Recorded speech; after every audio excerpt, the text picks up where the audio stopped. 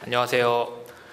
gRPC와 파이썬을 활용한 마이크로 서비스 개발이라는 주제로 발표를 맡게 된 송지영입니다.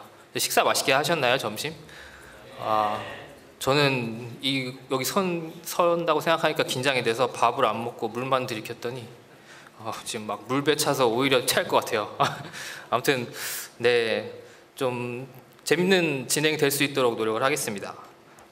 오늘 컨텐츠는 이제 이렇게 진행이 될 예정이에요. 아무래도 gRPC라고 하면은 MSA 마이크로 서비스 아키텍처랑 뗄래야 뗄 수가 없는 관계거든요. 그래서 MSA를 한번 쭉 소개를 드리고, 그 다음에 gRPC란 뭔가 한번 살펴본 다음에 그리고 gRPC가 사실은 고 위주의 레퍼런스가 많고 또 고랭 위주의 좀 개발들이 많아요. 근데 저는 파이썬 개발자입니다. 그래서 제가 gRPC를 파이썬에서 쓸 때 좀 어떤 점들을 이제 느끼고 또 어떻게 사용을 했는지를 살짝 소개를 드리고, 또 이 gRPC가 또 사용을 하다 보니까 사실은 실제로 적용하는 데 있어서 좀 쉽지 않은 부분들이 있더라고요. 그래서 제가 그런 것들을 좀 경험들을 좀 나눠드리고, 그러면서 제가 gRPC를 저희 내부 개발팀에 적용을 하면서 저희 프레임워크도 직접 만들었거든요. 그래서 그거를 왜 굳이 만들었는지에 대한 부분도 살짝 소개해드리는 시간까지가 이제 이번 시간에 마치게 될 것 같습니다. 저를 이제 간단하게 소개를 드리면요, 저는 사실은 클라우드 엔지니어 쪽 위주로 제 커리어를 시작을 했어요. 그래서 KT나 또 SK 쪽, 그다음에 NC소프트에서 계속 클라우드 관련된 업무를 하다가 제가 파이썬을 만나고, 또 파이썬 그 클라우드가 사실은 개발이랑 또 뗄래야 뗄 수가 없거든요. 그래서 클라우드 플랫폼 쪽을 개발을 위주로 하다 보니까 지금은 이제 현재 소속되어 있는 메가존 클라우드라는 회사에서 클라우드 플랫폼 쪽을 개발하고 있는 담당을 하고 있습니다. 주로 백엔드를 진행을 하고 있고요. 먼저 소개하기 앞서서 제가 지금 소속되어 있는 메가존 클라우드라는 곳을 살짝 소개를 드릴게요. 혹시 이 메가존 클라우드라는 회사 들어보신 분 계신가요? 감사합니다. 저도 사실 메가존 클라우드에 소속된 지는 몇 달 안 됐어요. 근데 아무튼 여러 가지 기회들이 있어서 이것을 합류를 하게 됐고, 메가존 클라우드에 살짝 소개를 드리면 저희는 국내 최대의 클라우드 MSP라는 사업자입니다. MSP라고 하면은 매니지드 서비스 프로바이더의 약자고요. 클라우드로 이제 많은 기업들이 옮겨가고 있죠.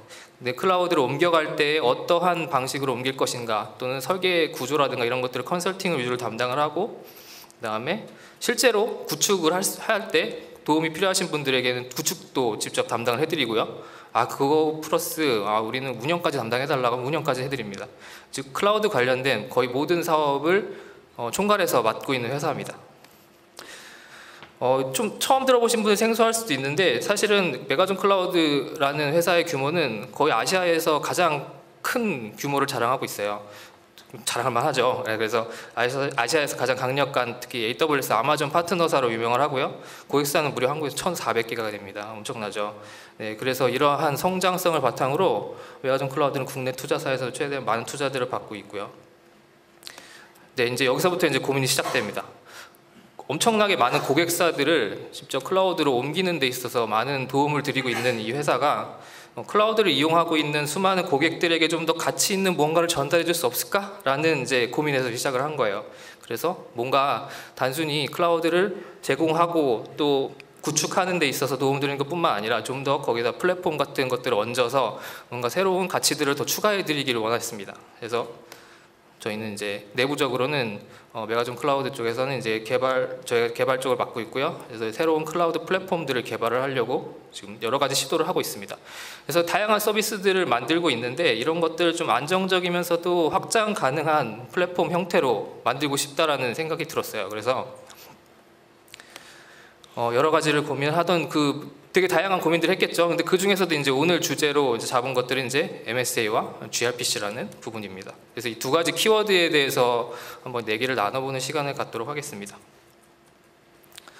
먼저 마이크로 서비스 아키텍처에 대해서는 이미 많은 분들이 아마 들어보셨을 거예요. 저기서 MGC는 메가존 클라우드 약자입니다. 여기 뭐가 있는 게 아니에요. 메가존 클라우드의 새로운 클라우드 플랫폼으로 제공드릴 서비스들이 사실은 굉장히 많아요. 클라우드 서비스들을 어떻게 하면 관리를 잘 할 수 있고, 어떻게 보면 고객분들이 한눈에 잘 볼 수 있을까, 또 어떻게 보면 잘 관리할 수 있을까에 대한 굉장히 많은 다양한 고민들을 하고, 또 서비스를 이제 하나씩 개발을 하고 있는데, 이런 것들이 어떻게 보면 밀결합된 형태가 아니라 하나의 마이크로 서비스 형태로 구현이 되기를 저희는 설계를 잡았습니다. 그렇게 좀 해놔야지 새로운 앞으로 또 클라우드 서비스들이 아마존이나 뭐 애저라든가 뭐 구글이라든가 이런 데서 거의 주도를 하고 있고, 그런 서비스들이 앞으로 어떻게 더 발전될지는 저희도 예측할 수가 없어요. 그러다 보니까 새로운 피처들이 나올 때마다 저희들도 그것들에 맞춰서 좀 더 고객분들이 좀 편하게 사용할 수 있는 것들을 고민을 하려면 새로운 피처들이 하나하나씩 추가를 돼야 되는데, 그런 것들이 좀 너무 밀결합된 형태보다는 약간 느슨하게 이런 것들이 API 형태로 좀 연결이 되어 있어야지만이 저희들도 그에 맞는 대응들을 하고 민첩하게 개발들을 관리를 할 수 있다라는 판단에 당연히 마이크로 서비스 형태의 그런 클라우드 플랫폼들을 개발할 수밖에 없겠더라고요. 그래서 그런 주제로 이제 조금 생각을 해보면 MSA란 뭘까를 좀 생각을 해보다가, 제가 말하는 것보다는 아무래도 좀 더 공신력 있는 사람이 어떻게 MSA를 정의를 하고 있는가를 얘기를 해보는 게 좋겠죠. 그래서 저는 이제 제가 말하는 것보다 이제 마틴 파울러라는 영국의 유명한 소프트웨어 아키텍처입니다. 네. 거기 이 사람이 martinfowler.com이라는 곳이 있죠. 거기서 이제 MSA가 뭐라고 정의를 내렸냐라고 봤더니 죄송합니다. 네. 마이크로 서비스 아키텍처 스타일은 하나의 어플리케이션을 작은 서비스 단위로 쪼개는 이제 개발 기법이다라고 얘기하면서, 그 하나의 서비스들은 하나의 또 프로세스 형태로 띄고 있고요. 그것들은 좀 더 이제 라이트웨이트한 방식을 사용해서 이제 주로 대부분 다 RESTful API를 사용을 하고 있죠. 그런 것들 이용해서 통신을 하는 기법이다라고 얘기를 하고 있어요. 이제 저는 여기서 이제 키워드라고 잡은 게 이제 스몰 서비스, 작은 단위로 쪼갠다. 그리고 라이트웨이트, 좀 간단한 방식으로 통신을 하기를 원한다. 이런 것들이 이제 주로 이제 키워드를 잡을 수가 있을 것 같습니다. 거기 말고도 이제 microservice.io라는 또 사이트가 있어요. 거기서도 이제 어떠한 아키텍처 스타일인지에 대한 그런 설명들이 자주 나오는데, 그중에 거기서는 이제 마이크로서비스 아키텍처 스타일은 다음과 같은 이제 5가지 형태의 그 성격을 띠고 있는 그런 것들을 합해서 우리는 MSA다라고 부른다라고 얘기를 했어요. 그래서 보니까 유지 보수가 좀 잘 돼야 되겠고, 그다음에 또 느슨한 연결, 독립적인 배포가 가능해야 되고, 비즈니스 기능 중심이고, 또 작은 팀 단위로 쪼개져 있는 요 5가지를 주요 키워드로 이제 잡았더라고요. 네. 그래서 이것들은 이제 제가 사실 살짝 이제 그림으로 한번 표현을 해보려고 노력을 했습니다. 그래서 MSA가 어떤 스타일인지 보면은 이제 어떠한 큰 목적으로 하는 서비스는 하나의 큰 어떤 서비스죠. 그것들은 이제 기능별로 이제 이렇게 쪼갭니다. 유저, 뭐 인벤토리, 빌링, 뭐 시크릿, 뭐 이런 식으로 기능별로 쪼개고, 이것들은 이제 API 형태로 통신하겠죠. 이런 서비스가는 독립적인 형태로 최대한 느슨하게 연결을 합니다. 이렇게 해놔야지 어떻게 이제 가능하냐? 이렇게 하나의 독립적 형태로 이제 움직이게 되면 각 기능별로 따로따로 개발과 배포와 테스트들을 따로따로 돌릴 수가 있어요.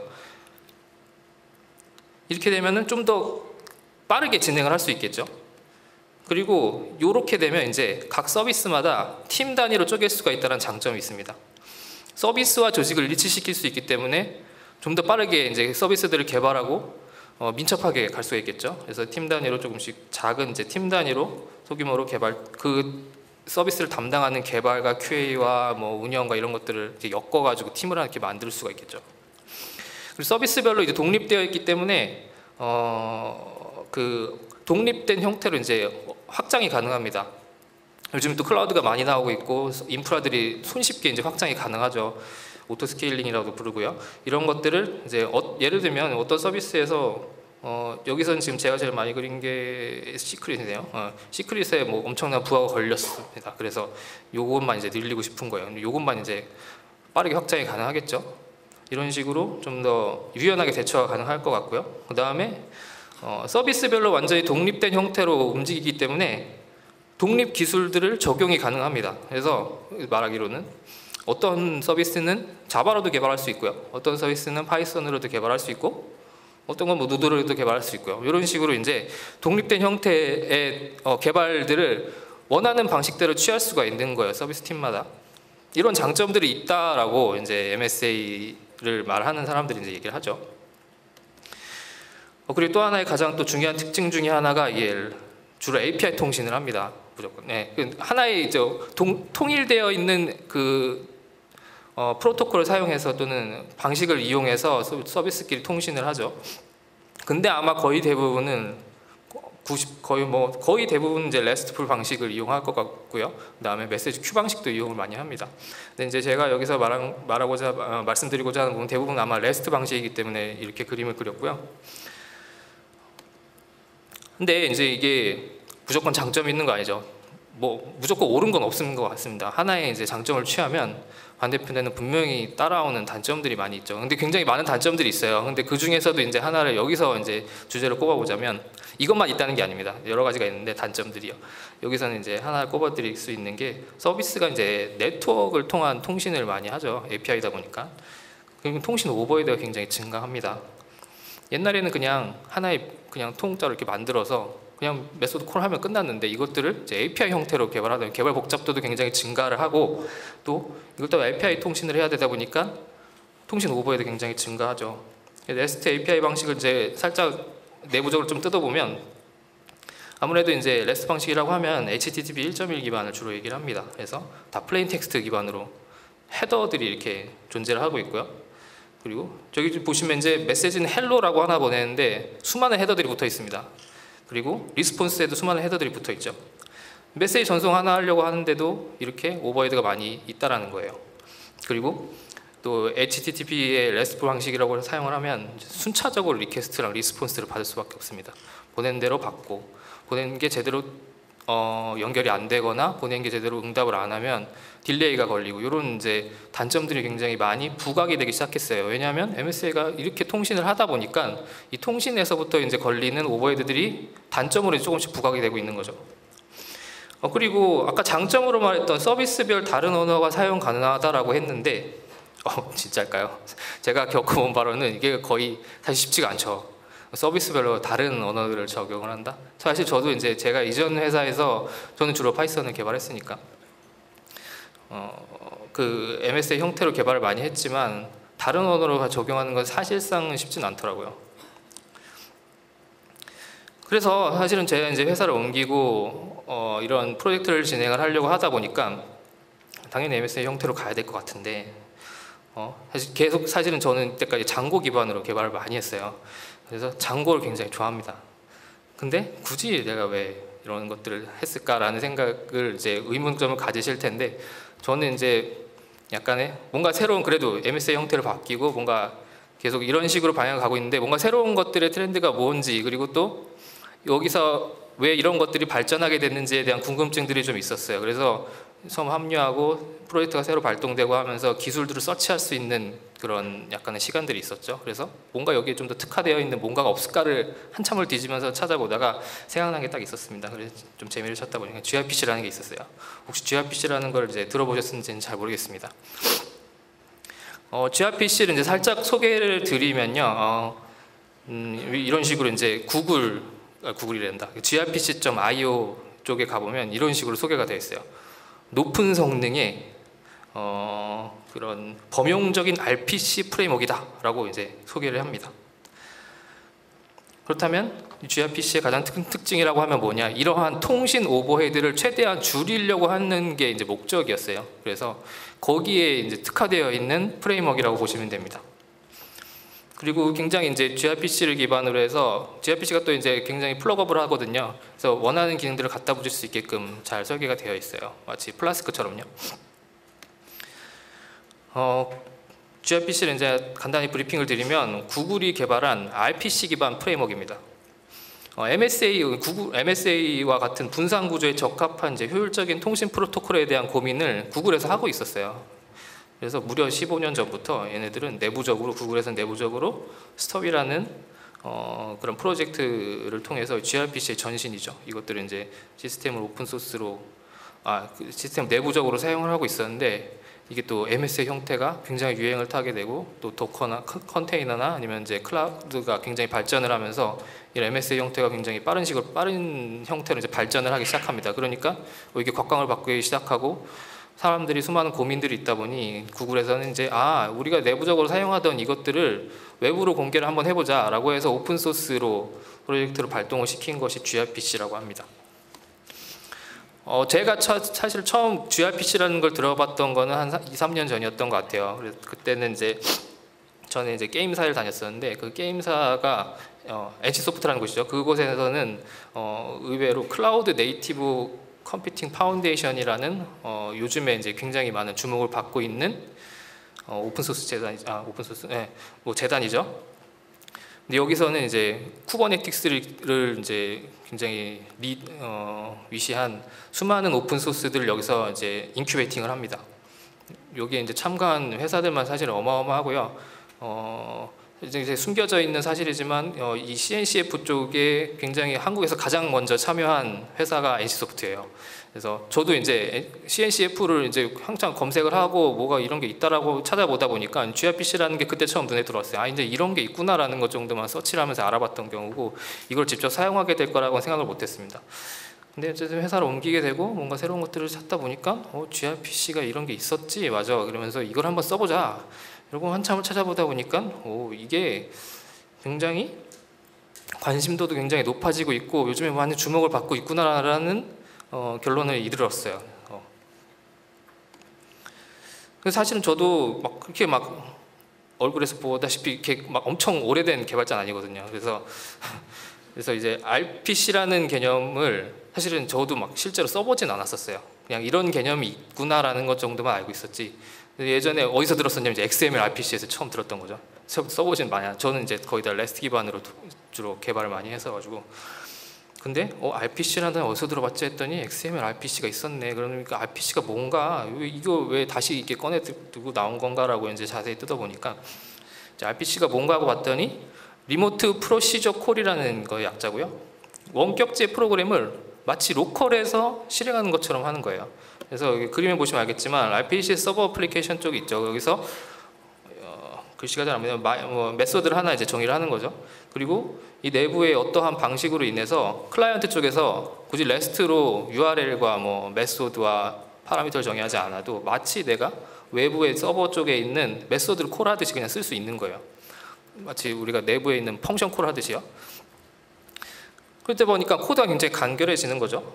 그리고 REST풀의 HTTP 구격도 이제 필요가 없어지는 거예요. 왜냐하면 이제 메소드와 파라미터만 전달하면 마치 내가 내부적인 그런 그 함수를 그냥 불러다 쓰는 것과 같은 그런 효과를 주는 거죠. 그래서 마치 다른 서비스와 통신을 하지만 로컬에서 메소드를 사용하는 것처럼 보이게 하는 기술이 이게 RPC의 이제 주요 특징입니다. 그렇다면 이것이 왜 이게 다시 한번 이게 다시 나타났냐 한번 생각해보다 보니까 이제 이 그림이라고 하면 제가 막 찾아보다 보니까 이제 1990년대 유행했던, 요즘 레트로가 또 유행을 하고 있죠. 90년대 유행했던 이제 타미 힐피거의 어떤 패션 잡지에 있던 사진이랑 2018년도에 타미 힐피거에 있는 잡지에 있던 화보랑 거의 차이가 없죠. 이게 한번 이렇게 계속 유행이 돌고 도는 것 같아요. 그렇다면 단순히 이렇게 유행이 돌고 돌기 때문에 다시 RPC가 튀어나왔냐? 라고 생각하기에는 RPC의 장점들이 조금 있었습니다. 그래서 이 RPC가 어떠한 장점들을 가지고 있는지를 조금 더 깊게 한번 살펴볼게요. RPC의 가장 큰 gRPC죠. RPC가 아니라 gRPC의 가장 큰 특징이라고 한다면 첫 번째로는 이 프로토콜 버퍼를 꼽을 수가 있을 것 같아요. 아마 써보신 분들이야 당연히 프로토콜 버퍼에 대해서 이해할 수밖에 없습니다. 왜냐하면 gRPC를 쓰려면 무조건 이걸 써야 되거든요. 그다음에 이 프로토 버퍼는 과연 무엇인가라고 봤을 때 이걸 이제 개발한 쪽도 이제 구글입니다. 그래서 구글이 이렇게 설명한 것들을 이제 제가 살짝 가지고 와봤더니 이제 이렇게 설명을 하더라고요. 프로토콜 버퍼는 굉장히 이제 플렉서블하고 효과적이고 이런 통신 매체를 통신 체계를 프로토콜을 이제 정의를 하는 방식이에요. 그래서 방금 말씀드린 gRPC가 이렇게 메소드 콜을 해가지고 사용하는 것처럼 뒷단에서 이렇게 자동으로 해준다고 했는데 그 뒷단에 이런 것들을 메시지를 처리하는 기술이라고 보시면 될 것 같아요. 그래서 XML이랑 좀 비슷하지만 좀 더 작고 빠르고 심플하다라고 이제 얘기를 합니다. 그다음에 이게 어떤 특징을 가지고 있냐를 내부적으로 조금 더 살펴보면 이런 식으로 되어 있어요. 서버 클라이언트 간 메시지를 정의하는 역할을 이제 프로토 버퍼가 담당을 하고요. 실제 통신 시에는 이제 이것들을 바이트 스트림으로 완전히 이제 시리얼라이즈 시켜버립니다, 얘네들이. 그래서 데이터를 인코딩해서 전시형을 하고 그러다 보니까 XML보다 훨씬 더 빠르고 작고 훨씬 더 이제 경량화된 형태라고 얘기를 하고요.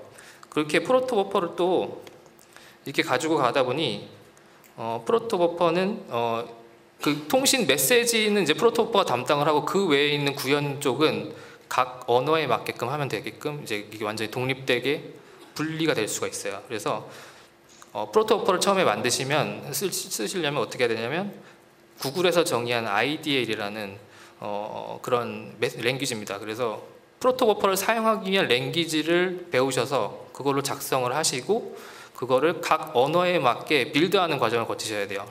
그래서 각 언어에 맞게 빌드를 하면 그 언어별로 프로토콜을 사용할 수 있게끔의 뭔가 클래스들이 떨어집니다. 그런 것들을 이제 이용을 해서 gRPC 서버를 파이썬으로도 구현할 수 있고 그 다음에 클라이언트 뭐 노드로도 구현할 수 있고 이제 이런 식으로 이제 되게 돼 있어요. 그래서 저희는 내부적으로 그 MSA 형태에서 거의 대부분의 백엔드 서버들은 저희가 파이썬을 개발을 하고 있지만 프론트엔드 쪽은 노드로 개발하고 있습니다. 그래서 클라이언트 이제 노드로 개발을 하고 있죠. 이런 식으로 이제 가능할 것 같아요. 그래서 프로토코를 빌드를 하면 자동으로 서버와 클라이언트 통신을 위한 코드가 생성이 됩니다. 그렇게 되면 통신 채널과 구현부가 완전히 분리되기 때문에 서로 다른 언어로도 구현이 가능하고요. 또 다른 특징을 하나로 꼽자면은 HTTP2일 것 같아요. HTTP2는 이제 gRPC랑 프로토버퍼와는 어떻게 보면 독립적인 기술이죠. 하지만 이 gRPC가 이거를 이제 통신을 할 때 HTTP2 기술을 이제 이용을 하기 때문에 굉장히 많은 장점들을 가져갈 수가 있습니다. 이 기술들을 이 HTTP2 기술을 이제 간략하게 설명을 드리면 이거는 뭐 완전히 새로운 프로토콜은 아니고요. 그 동안에 우리가 흔히 사용하고 있는데 왜 그 동안에 XMRPC였다가 뭐 막 소압이었다가 레스트로 이제 이동했던 가장 큰 이유 중에 하나 복잡해서 날 모르겠고 우리가 가장 친숙한 HTTP 기반으로 가자라고 해서 이렇게 간 거였거든요. 그런데 이 gRPC도 그 장점을 그대로 취하려고 했던 건데 이 HTTP가 좀 약간 통신하기에는 약간 더 오버헤드가 있으니까 요거를 이제 단순화시켜서 최근에 좀 경량화되고 좀 HTTP 기술을 좀 새롭게 만든 게 이제 2 기술입니다. 그래서 HTTP 그동안 1.0 기술을 그대로 사용을 하지만 여러 가지 스테이터스 코드라든가 아니면 뭐 문법이랑 그대로 가져가지만 그거를 조금 더 퍼포먼스 위주로 이제 살리려고 했던 게 이제 HTTP2 기술입니다. 그래서 속도 향상을 위해 이런 식으로 이제 처리를 했어요. 2에서는 요거에 대한 장점을 그대로 gRPC가 취할 수 있다라는 거죠. 얘네는 이걸 이용해서 통신을 하니까. 그래서 데이터를 얘네들은 예전에는 HTTP 1.대 기술에서는 이걸 반드시 이제 플레인 텍스트 기반으로 하나의 리퀘스트는 하나에 묶어서 이렇게 보내고 리스폰스를 받고 했던 방식이라면 이것들을 얘네들은 데이터 프레임이라고 해서 이거를 이제 프레임을 이렇게 나눕니다. 나눠서 동시에 여러 개를 막 보낼 수 있어요. 이거 원에서는 안 됐거든요. 동시에 여러 개를 보내고 동시에 여러 개를 받을 수도 있습니다.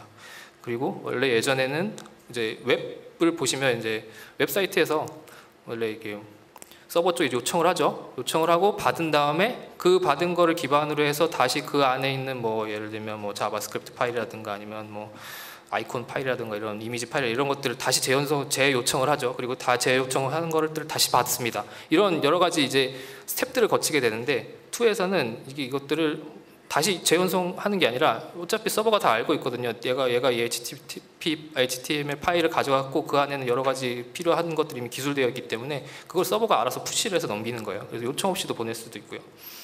헤더 자체도 줄여줍니다.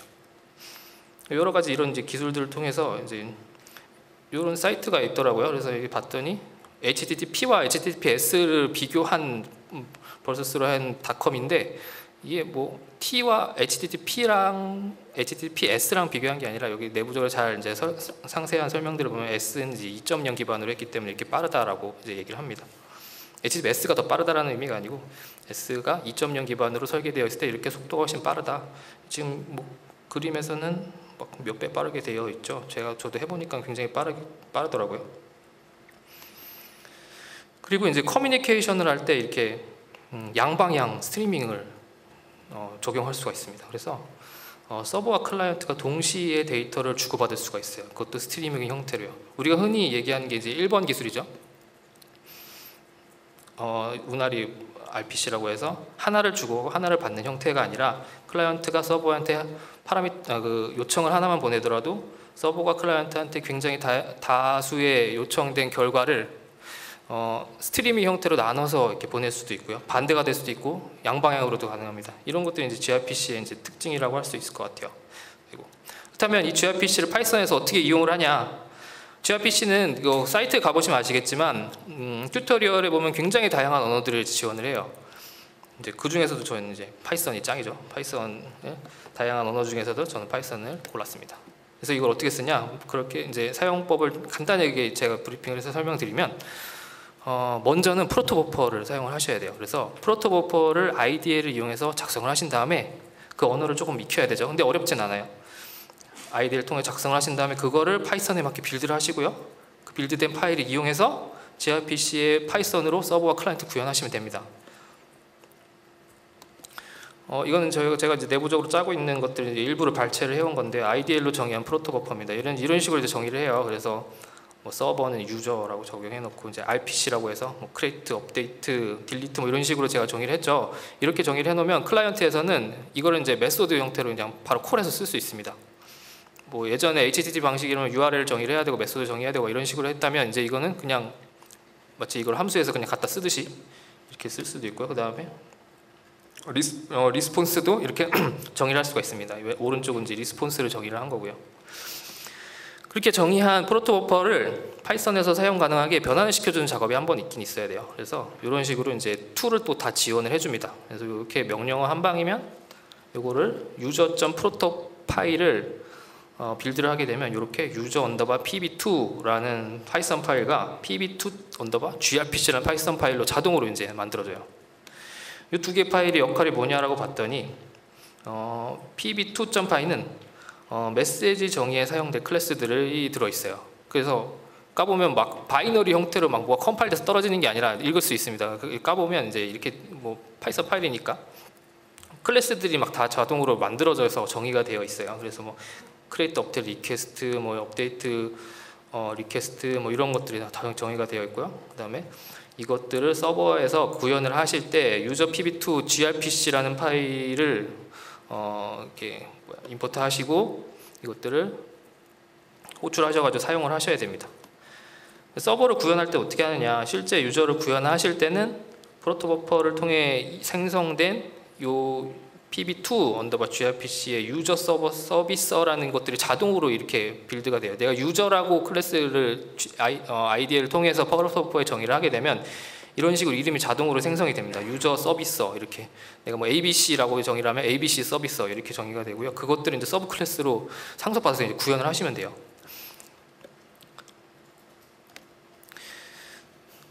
이제 통신 부분은 이제 그렇게 구현을 하시고 실제 메서드는 그런 식으로 구현을 하시고 그 다음에 서버를 이제 서버를 이제 띄워야죠. 서버를 띄울 때는 이렇게 grpc.server라고 해서 그 IDE를 통해서 이제 생성되어 있는 유저 서비스 투 서버라는 또 클래스가 또 이렇게 있거든요. 그것들을 이용을 해서 이렇게 서비스를 띄우시면 됩니다. 이것들을 다 자동으로 생성을 해주고 저는 이제 그걸 사용을 하기만 하면 됩니다. 이렇게 서비스 서버를 띄우고요. 클라이언트 쪽에서는 이렇게 gRPC 이제 채널을 하나 생성을 하시고 지금 스톱이라고 되어 있죠. 유저 pb2 grpc하고 유저 스톱 이런 것들이 이제 클라이언트 쪽에서 그 선언을 하시고요. 그 다음에 RPC 통신에서 사용할 메서드를 이제 호출하시면 돼요. 아까 IDL에서 정의했던 뭐 get 유저 또는 create 유저 이런 식으로 그 스톱에서 메서드를 불러서 그냥 사용하시면 됩니다. 그리고 시작하면은 그 메시지가 이렇게 통신이 되는 그 상황들을 볼 수가 있으실 거예요. 설명만 들어보면 굉장히 쉽죠, 그죠? 근데 이게 끝일까요? 항상 현실은 어려운 것 같아요. 그래서 제가 직접 사용을 하다 보니까 장고랑 비교할 수밖에 없겠더라고요. 저는 장고를 이제 사랑했으니까요. gRPC는 가만히 보니까 이제 MSA에 특화되어 있는 서비스 간 메시지 성능 향상에 집중, 몰빵친 그냥 RPC 프레임워크라고 보시면 돼요. 메시지를 정의를 하고 그 메시지 간 통신에 거의 집중되어 있는 특화된 프레임워크라고 보시면 됩니다.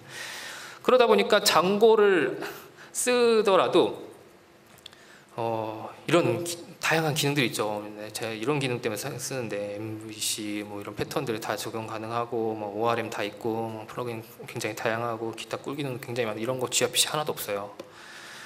굉장히 그리워지더라고요. 그리고 프로토버퍼 관리가 생각보다 쉽지가 않아요. 이 프로토버퍼가 결국에는 어떻게 돼야 되냐면 그렇게 빌드해서 나온 그 파일들을 예를 들면 얘가 유저 또는 인벤토리 이렇게 빌링 시크릿 이렇게 4개의 서비스만 이렇게 예를 들었는데 그 서비스마다 내가 통신하고 싶은 상대편 서비스들에 대한 상대편 서비스랑 통신을 하려면 이 gRPC IDE를 통해서 작성된 프로토버퍼 빌드하면 이제 빌드된 파일 떨어지죠. 그것들을 다 배포를 해줘야 돼요. 배포를 해줘야지 통신이 가능합니다. 이거 배포하는 것도 일인 거예요. 그래서 그러니까 프로토버퍼를 서버와 클라이언트 모두 가지고 있어야 되니까 이게 저게 서비스 다 쪼개놨는데 지금 개발한 지 얼마 되지도 않았는데 저희 서비스가 지금 막 5개, 6개 넘어가고 있거든요. 그 MS 내부에서도요. 근데 그거를 버전 관리를 하고 배포를 하는 게 사실 쉽지가 않습니다. 그때 이게 또 테스트를 해야 되잖아요. 개발자는 또 내부에서 각자 다른 환경, 저도 이제 로컬에서 주로 개발을 하고요. 다른 분, 어떤 분 또 서버에서 개발하고 뭐 이런 분들이 많이 계신데 이런 것들을 통합 환경으로 제공해 주는 게 사실은 없어요. 왜냐하면 빌드를 준비하기 그 과정 자체가 사실은 좀 귀찮은 일이더라고요. 관련 패키지 다 설치해야 되고 디펜던시 체크해야 되고 빌드 명령 수행해야 되고 그래서 그냥 내부적으로 아예 gRPC를 좀 잘 쓰기 위해 프레임워크를 하나 만들자 이렇게 된 거예요. 참 진짜 누가 보면 되게 할 일 없었는데 그래도 이런 부분이 좀 필요한 것 같아서 저희는 이제 내부적으로 빨리 개발의 퍼포먼스를 올리기 위해서 이렇게 만들었습니다. 그래서 저희는 내부적으로 이렇게 나눴어요. API라는 것과 또 코어라는 것과 각 서비스 이런 식으로 구현부로 3개를 나눴고요. 그 중에서도 이제 API 부분은 이제 프로토버퍼를 관리하는 부분입니다. API 내부 이제 저희가 그 소스를 이제 바로 공개는 드릴 수는 없겠지만 이런 식으로 이제 폴더들 디렉토리 다 나눠놓고 이제 이런 식으로 이제 빌드를 해요. 그래서 패키지 쪽 폴더에는 디렉토리에는 프로토버퍼 빌드를 위한 패키지 리스트들이 다 있고요. 그리고 프로토라는 디렉토리에 저희가 방금 말씀드린 IDL 파일을 여기다 작성을 합니다. 그리고 빌드 디렉토리 안에는 그거를 빌드할 수 있는 모든 걸 넣어놨어요. 그냥 한 방에 할 수 있게끔. 그리고 최종 버전은 디스트에 이제 떨구도록 이렇게 만들어 놓은 겁니다. 템플릿은 이제 그 빌드되는 과정 가운데서 더 추가되어야 될 여러 가지 파일들, 막 이닛 파일 이런 것들이 있겠죠. 그런 것들을 좀 동작시키기 위한 것들을 이렇게 몇 개 이렇게 체계화시켜서 넣어놨고요. 그렇다면 이 프로토버퍼를 빌드하고 배포는 어떻게 하냐? 저희는 이제 이렇게 이용을 했어요. 저희가 이제 내부적으로 메이크 파일을 만들었고, 그 다음에 이거를 컨테이너를 이용해서 젠킨스랑 파이파이 이제 서버를 엮어가지고 좀 간편하게 만들려고 노력을 했습니다. 이게 하다 보니까 이제 이렇게 되더라고요. 그래서 보면은 이제 개발자는 이제 각자 이제 개발 서버가 개발 이제 환경이 있겠죠. 거기에 이제 컨테이너 도커 정도는 다 깔려 있습니다. 그래서 API라는 이제 기세 클론을 떠가지고 풀을 받아서 그 소스를 이제 받아서 거기에 프로토 디렉토리 안에다가 열심히 자기가 작성한 IDL 파일들을 넣어 놓습니다. 그리고 이것들을 어떻게 하냐면 지금 1번이라고 써있죠. 프로토콜 열심히 작성합니다. 개발자가. 그 다음에 2번이죠. 그리고 3번 빌드 디렉토리에서 make python이라는 명령어를 한 방 치면 알아서 컨테이너가 올라와 가지고 얘네들 열심히 빌드를 해주는 과정들을 거치게끔 만들어 놨어요. 그 결과는 디스트 디렉토리에 딱 떨궈지도록. 그래서 make 파일을 직접 작성을 하면서 이제 내용을 보면 이제 도커 런을 하는 과정들이 이렇게 보이시죠? 그리고 빌드.점 파일을 보시면 이렇게 그 프로토버퍼를 빌드하는 내용들이 이렇게 써 있습니다. 네. 그리고 이제 이렇게 된 이제 테스트를 하고 개발이 먼저 완료된 내용들은 기술로 서버 쪽으로 푸시를 하면 젠킨스를 통해서 자동으로 파이파이 프라이빗 레포를 만들어놨어요. 거기에 파이썬 패키지 파일로 그냥 묶어서 바로 배포할 수 있게끔 그냥 만들어 놓은 거죠. 젠킨스가 알아서 해주게끔 만들어놨습니다. 이제 이렇게 하니까 좀 이제 프로토버퍼를 이제 빌드하고 사용하기 좀 많이 편해지더라고요. 그리고 이제 코어랑 서비스 쪽을 이제 살펴보면 이제 여기는 이제 거의 프레임워크 레벨인 것 같아요. 그래서 이것들을 저희 이제 목적은 뭐였냐면 자 이제 장고 같은 걸 이제 만들어 보려고 한 거죠. 그래서 내부적으로 비즈니스 로직은 최대한 프레임워크에 종속되지 않도록 비즈니스 로직만 딱 간단하게 하고 그다음에 메시지 레이어랑 모델 레이어를 최대한 분리시켜서 DB라든가 다른 메시지들 만약에 gRPC가 망할 수도 있잖아요. 그죠? gRPC가 망하면 저희는 그 gRPC로 개발했기 때문에 이 비즈니스 로직들이 gRPC에 최대한 종속적이지 않게끔 이제 만드는 게 최대한 목적이었어요. 그래서 이렇게 다 나눠놨습니다. 그래서 앞에다는 gRPC 영역들이 있고요. 그것들을 받아서 쓰고 있는 API 레이어들도 만들어놨고, 그 다음에 서비스 레이어, 매니저, 모델, 막 커넥트 이런 것들에 대한 개념들을 이제 저희 프레임워크를 내부적으로 만들어놨어요. 그래서 API 쪽은 gRPC 관련된 메시지 처리들을 다 그냥 API라는 클래스, 그 기능에서 다 처리하게끔 만든, 라이브러리에서 다 처리하게끔 만든 겁니다. 그래서 사실은 개발할 때, 비즈니스 로직을만 개발할 때는 gRPC에 대한 신경을 아예 쓰지 않도록 만들어 놓은 거예요. 그냥 알아서 다 처리되게 전처리해서. 그래서 뭐 파스 리퀘스트만 이제 저 앞단에 이제 부르기만 하면은 자동으로 처리되게끔 만들고요. 그다음에 서비스 쪽은 이제 진짜 실제로 비즈니스 로직 위주의 내용들이 들어가는데, 거기에도 이제 API를 만들다 보면 여러 가지 기능들이 필요하거든요. 뭐 이벤트 핸들러라든가 뭐 파라미터를 미리 리콰이어드가 뭐고 옵셔널이 뭔지 이런 거 체크해야 된다, 이런 것들이 굉장히 이제 많은데, 그런 것들을 다 데코레이터로 처리할 수 있게끔 다 개발해놨어요. 그래서 데코레이터만 딱 달면 자동으로 API 파라미터들이 체크된다라든가, 아니면 그 사이에 이제 이벤트 핸들러라는 걸 통해서 API 사이사이에 들어가야 될 처리라든가 이런 것들을 좀 이렇게 간단하게 넣을 수 있도록 이제 만들었습니다. 매니저 친구는 이제 뭐 하는 친구냐면, 이제 DB나 아니면 다른 서비스 이제 연동할 때 그 데이터 핸들링 가능하도록 이제 만든 거고요. 최종적으로 이제 gRPC도 또 다시 메시지를 만들어가 엮어가지고 다시 던져줘야 되거든요. 그것들도 이제 귀찮아서 이제 다 인포라는 그 라이브러리에서 처리하게끔 다 짜놓았어요. 그렇게 되다 보니까 좀 뭔가 아이고 죄송합니다. 비즈니스 로직에만 최대한 신경을 쓰게끔 어떻게 보면 라이브러리를 좀 만든 거죠. 그래서 개발 속도를 좀 올려보게끔 API를 찍어낼 수 있도록, API 공장장 된 느낌으로 막 계속 찍어낼 수 있게끔 이제 최대한 귀찮은 반복 처리 작업들은 라이브러리에서 다 처리하게끔 만들어놨어요. 이게 개발한 지 얼마 되진 않았습니다. 이게 몇 개월 정도 됐고요. 근데 써보니까 이게 나쁘지 않네라는 생각이 들더라고요. gRPC를 써보려고 하는데 이러한 뭔가 패턴이라든가 이런 것들에 대한 프레임워크도 전혀 없고, 대신 메시지 처리에만 주로 집중되어 있는 게 gRPC다 보니까, 그래서 저희는 gRPC계의 장고가 돼보면 어떨까라는 생각이 딱 들었어요. 그래서 좀 써보다가 더 괜찮으면 오픈소스 오픈을 할 생각입니다. 그래서 좀 오픈소스 오픈에 좀 안 쪽팔리게 열심히 짜고 있어요. 그래서 아직 개발한 지 얼마 안 돼서 여기 와서 사실은 여기서 빵 공개해서 얼려면 참 좋겠지만 아직 준비가 안 된 것 같아요. 그래서 원래는 제가 이제 gRPC 쪽이랑 쿠버네티스를 이제 연결해서 어떻게 하면 배포도 좀 쉽게 하고 이런 것들을 좀 더 추가를 드리려고 했는데, 아마 주제랑 조금 벗어난 것 같아서 제가 좀 수정을 했었고요. 그다음에 서비스 구축이랑 배포 같은 것들은 저희는 그다음에 아무래도 메가존 클라우드다 보니까 클라우드를 좀 마음껏 쓸 수 있거든요.